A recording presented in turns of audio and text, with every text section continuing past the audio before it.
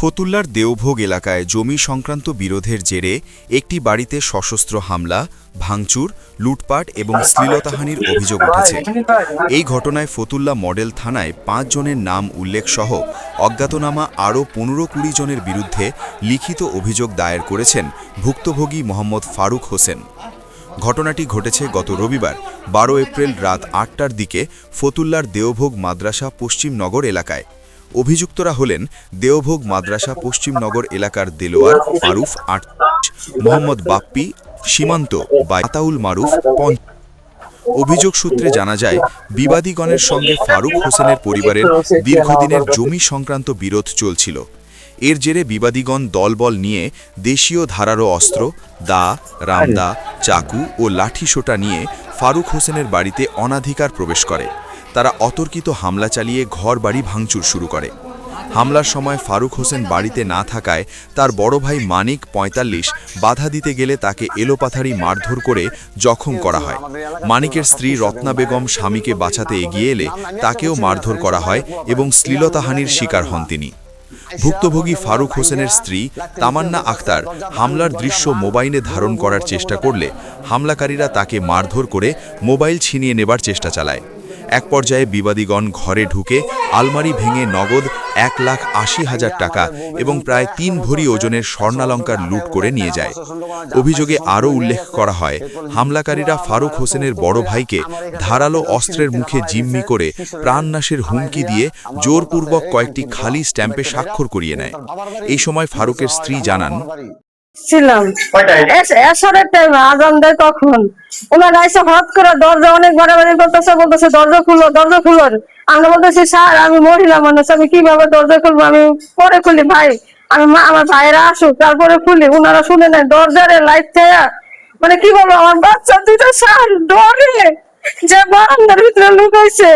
ওরা ইটা দিয়া দরজা ভাইঙ্গা লাথি দিয়ে ভাইঙ্গার ভিতরে ঢুকে আগে ক্যামেরাটা ভাঙছে, ভাইঙ্গা ঘরের জিনিসপাতি যা ছিল সব বের করে হাতে হাতে দেখতেছে কোথায় কোন জিনিসটা আছে।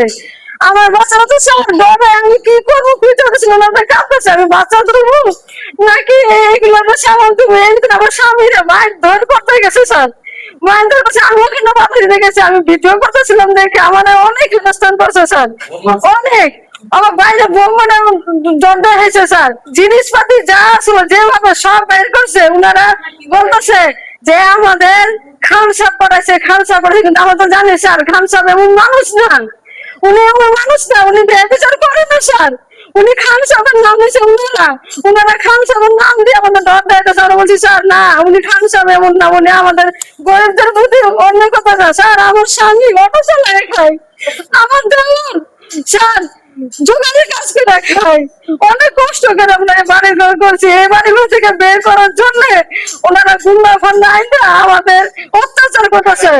এটা সানজিদা মারুফ দেলোয়ার স্যার, ওনারা আমাদের সৎ দেবর ননদ স্যার, ওনারা এগুলো ছাড়া নন্দের জামাই, উনি ইঞ্জিনিয়ার দেখা টাকা পয়সার গরম দেখায় স্যার অনেক আমাদের উপরে নির্যাতন করতেছে। ঠিক আছে, আমি মানে কর্মজীবী হইলো আপনাকে কন্ট্রাক্টর, বিল্ডিং কন্ট্রাক্টর। ঠিক আছে, আপনি গতকালকে সন্ধ্যার পরে আপনাদের এখানে কি ঘটছিল? গতকালকের ঘটনা বলতে গেলে মনে করেন আপনার জোরপূর্ব ভাবে পোলাপাইন নিয়ে আমার ছোট ভাই দেলোয়ার, ঠিক আছে, আমার বোন জামাই মারুফ হোসেন, আতাউল মারুফ আমার বোন, ঠিক আছে, ওদের সাথে আরো মনে করেন ২৫ জন পোলাপাইন, ঠিক আছে, নিয়ে আমাদের বাড়ির গেট দুয়ার সব লাইতে বাইঙ্গা ককটেল মারছে, ঠিক আছে, উপরে ছাদের উপরে বোম মারছে, দরজার ভিতরে বোম মারছে, মাইরা ক্যামেরা কোমরা করে ঢুকে ওয়াইফাই লাইন আগে কাটছে, কাটার পরে বউদের সাথে খুব খারাপ আচরণ করছে, কইরা লাস্টে আপনার গিয়া ওদের যে লাল লাল ট্যাবলেট কয়, ঠিক আছে, এই লাল লাল ট্যাবলেট ফারুক হোসেন জানান, জমি দখলের উদ্দেশ্যে তারা এই তাণ্ডব চালিয়েছে। আমার পরিবারের উপর হামলা করে টাকা পয়সা ও স্বর্ণালঙ্কার লুট করেছে। আমি এর সঠিক বিচার চাই। ফতুল্লা মডেল থানা পুলিশ অভিযোগটি আমলে নিয়ে তদন্ত শুরু করেছে। পুলিশ জানায় তদন্ত সাপেক্ষে আইনগত ব্যবস্থা গ্রহণ করা হবে। ছোট লোক মানুষ তৈরি, ওই কুকার মুকার আবি চাবি যে যেটা পারছে এটা লয়ে এই মনে করেন গেছে গা।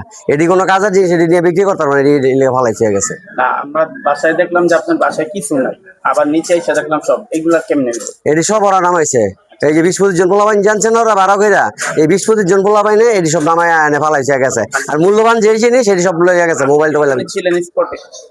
আমি একটু পড়াইছি আর কি। আচ্ছা, তো আপনার ঘরের লোকজন কি চিনতে পারছে এরা কারা? না না, এরা ঘরের জন কেউ চিনা নাই, খালি চিনার ভিতরে 4 জন লোকেরা চিনছে। একটা নাম হলো আরিফ, ঠিক আছে, আর দেলোয়ার আমার ছোট ভাই, ঠিক আছে, আর আমার বোন, আর হলো গিয়া আমার জামাই, বোন জামাই হলো মারু, ঠিক আছে। কি আপনার কি আপন ভাই? না না, এটা আমার সৎ ভাই বোন। আচ্ছা, তা আরেকটা বিষয় হচ্ছে যে আমরা উপর শুনলাম জি। আপনাদের ঘরের লোকজন বললো যে এখানে এই এলাকার একজন স্থানীয় নেতার নাম ব্যবহার করে এই জি, জি। হামলা চালানো। জি, ওটা বলতে কি একটু পিছিয়ে যাইতে হয় আমার। ওই আপনাকে 7 তারিখে, ঠিক আছে, 7 তারিখে আমাকে বাসায় একটু ঝগড়া হয়েছে। ঝগড়া হওয়াতে ওই আমাকে মামুন বক্স, ঠিক আছে, মামুন মামা আমরা খুব ইজ্জত দিয়ে রে, উনি দৌড় বাইরে আইলো 2-4 জন লোক নিয়ে আইসা বললো কি, এই তোমার এই ঝগড়াঝাটি বন্ধ করো, তোমাকে খান সাহেব ডাকাইছে। আমি মনে করলাম যাক আল্লাহ পাক বাঁচাইছে আমাকে, খান সাহেব এত ভালো মানুষ, উনি যদি আমাদের ডাক পেরে নিয়ে থাকে, ঠিক আছে, তাহলে তো আমাদের লেগে ভালো একটা মীমাংসা হয়ে যাবো গা। তোমরা সন্ধ্যা থাকবো ওখানে যা। আচ্ছা গেলাম, কারণ একটা ভালো একটা লোক যাইতে বলছে, যাইতে হইব আমার। গেছি, যাইয়া চায়ের দোকানে বসে রয়েছি রাত 11টা পর্যন্ত স্যার। 11টা পর্যন্ত বসে থাকার পরে কোনো শব্দ নাই, নিয়ে শুধু বসাই ছিয়া দিছে, ঠিক আছে, নামটা একটা বিক্রি করলো না। এভাবে যদি নাম বিক্রি করে, যে কালকে যেই লোক যিনি সন্ত্রাসী কিনে আইছে, ওরা বলতেছে আমাদের খান সাহেব বাড়াইছে, কিন্তু খান সাহেব কি এডি নিয়ে ব্যস্ততা রয়েছে? খান সাহেব তো ভালো লোক, হ্যাঁ, তো এডি করার মতন আর সময় নাই কা, হ্যাঁ, এটির ভিতরে অনেকে আমাকে পাশে লাগবো, হ্যাঁ, তো আমরা কল্পনা করতে যে এটার ভিতরে নাই, শুধু এর নাম বিক্রি করতেছে। আচ্ছা, তাদের দাবিটা কি? তাদের দাবিটা আমাদের যে কোনো চেষ্টায় হোক, 20 লাখ লাগুক, 50 লাখ টাকা লাগুক, হ্যাঁ, এই বাড়ির থেকে আমাকে উৎখাত করে দিব। কেন?